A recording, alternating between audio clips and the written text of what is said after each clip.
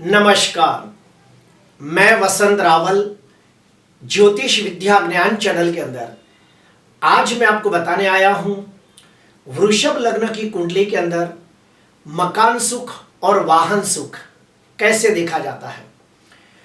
वृषभ लग्न की कुंडली के अंदर आज मैं आपको 17 प्रकार के अलग अलग नियम बताने आया हूं और इन नियमों के आधार पर हम लोग ये सुनिश्चित करते हैं कि व्यक्ति को मकान सुख और वाहन सुख कब मिलेगा और कैसा मिलेगा।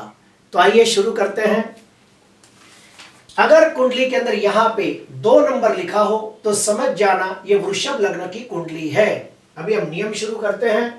पहला नियम, वृषभ लग्न की कुंडली के अंदर चौथे भाव के अंदर सूर्य स्वगृही होकर बैठा हो तो ऐसे व्यक्ति को सूर्य की महादशा, अंतर्दशा, प्रत्यंतर दशा के अंदर उत्तम कक्षा का मकान सुख और वाहन सुख प्राप्त होता है। दूसरा नियम, सुखाधिपति सूर्य प्रथम भाव के अंदर स्वगृही शुक्र के साथ युति करके बैठा हो तो भी बहुत शुभ मानते हैं। क्यों? क्योंकि यहां पे 2 प्रकार की शुभ स्थिति निर्माण होती है। पहला, शुक्र स्वगृही होकर मालव्य योग नाम का पंच महापुरुष राजयोग बनाता है और दूसरा, पहले भाव को सूर्य का कारक भाव भी माना गया है।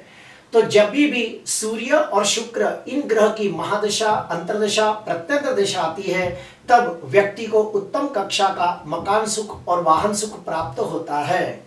तीसरा, सुखाधिपति सूर्य धन स्थान के अंदर स्वगृही बुध के साथ युति करके बुध आदित्य योग नाम का राजयोग बनाता हो तो भी ऐसे व्यक्ति को सूर्य और बुध इन ग्रहों की महादशा, अंतर्दशा, प्रत्यंतर दशा के अंदर मकान सुख और वाहन सुख उत्तम कक्षा का प्राप्त होता है।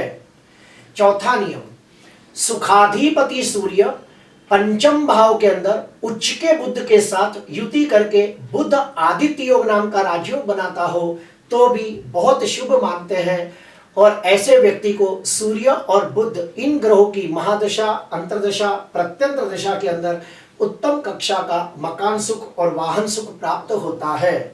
और हाँ, साथ में ये भी देखना होता है कि चौथे भाव का कारक चंद्र शुभ स्थिति में है या नहीं और एक मकान सुख का कारक ग्रह मंगल भी देखना होता है कि वो अच्छी स्थिति में है या नहीं है। पांचवा नियम, सुखाधिपति सूर्य सप्तम भाव के अंदर स्वगृही मंगल के साथ युति करके बैठा हो तो बहुत शुभ मानते हैं। क्यों? क्योंकि यहां पर मंगल स्वगृही होकर रोचक योग नाम का पंच महापुरुष राजयोग बनाता है और दूसरा, सूर्य मंगल एक दूसरे के परम मित्र ग्रह है।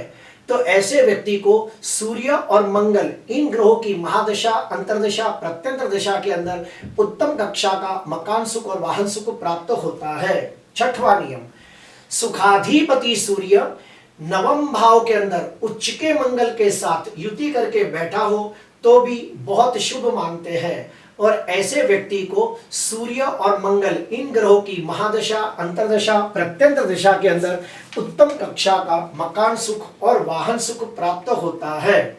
सातवां नियम, सुखाधिपति सूर्य दसम भाव के अंदर मंगल के साथ युति करके बैठा हो तो सोने पे सुहागा जैसा फल मिलता है। क्यों?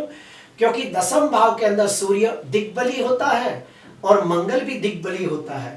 तो ऐसे व्यक्ति को जब भी सूर्य और मंगल इन ग्रह की महादशा, अंतर्दशा, प्रत्यंतर दशा आती है तो उत्तम कक्षा का मकान सुख और वाहन सुख प्राप्त होता है।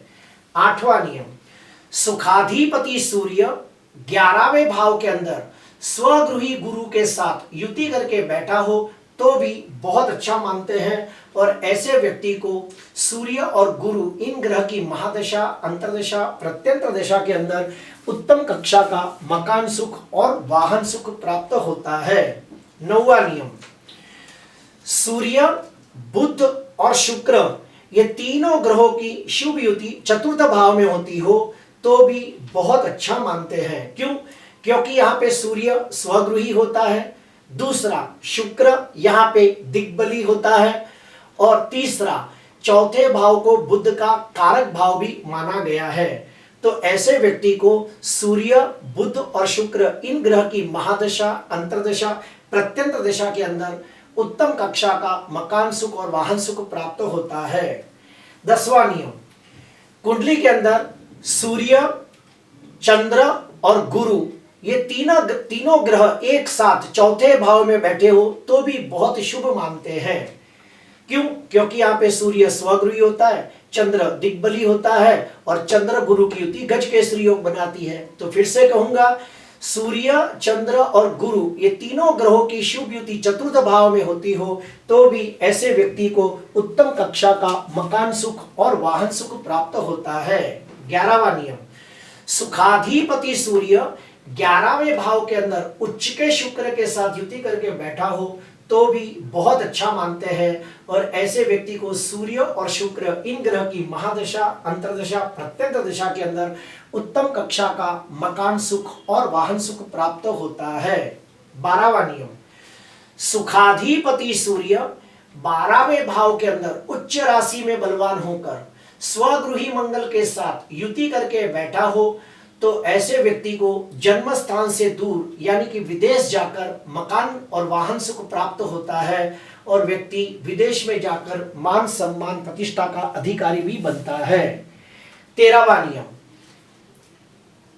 पहले और चौथे भाव के स्वामी का आपस में परिवर्तन योग बनता हो तो भी प्रबल मकान सुख और वाहन सुख निर्माण होता है।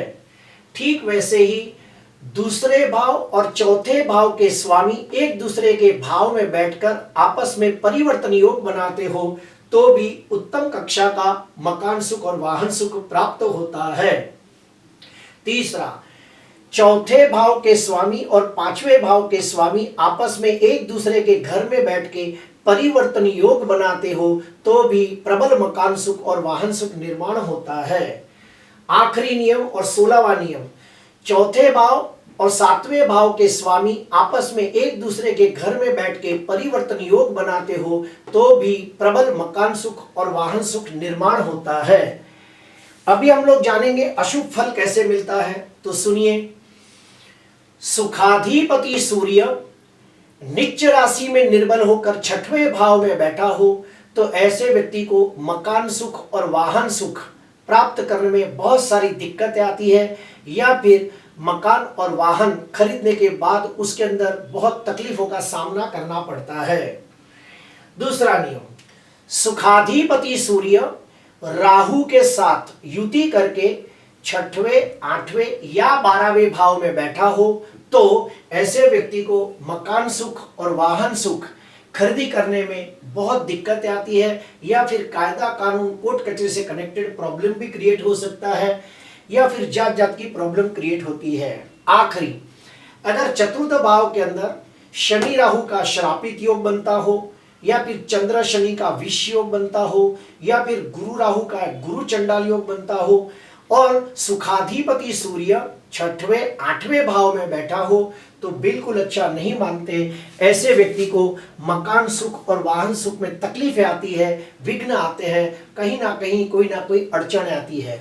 तो उसका उपाय क्या करें, तो मैं आपकी जानकारी के लिए बता दूं, मकान, वाहन, धन, संपत्ति इसका कारक है कुबेर। तो कुबेर मंत्र का अनुष्ठान करना चाहिए। उसके बाद वास्तु पुरुष मंत्र का अनुष्ठान करना चाहिए।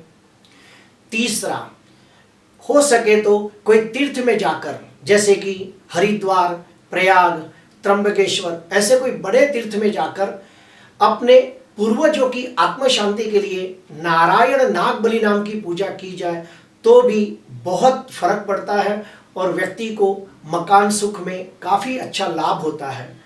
प्रिय दर्शकों, आज मैंने आपको वृषभ लग्न की कुंडली के अंदर मकान सुख और वाहन सुख कैसे देखा जाता है ये बताया है। आपको अच्छा लगा हो तो जरूर लाइक करना, सब्सक्राइब करना। नमस्कार।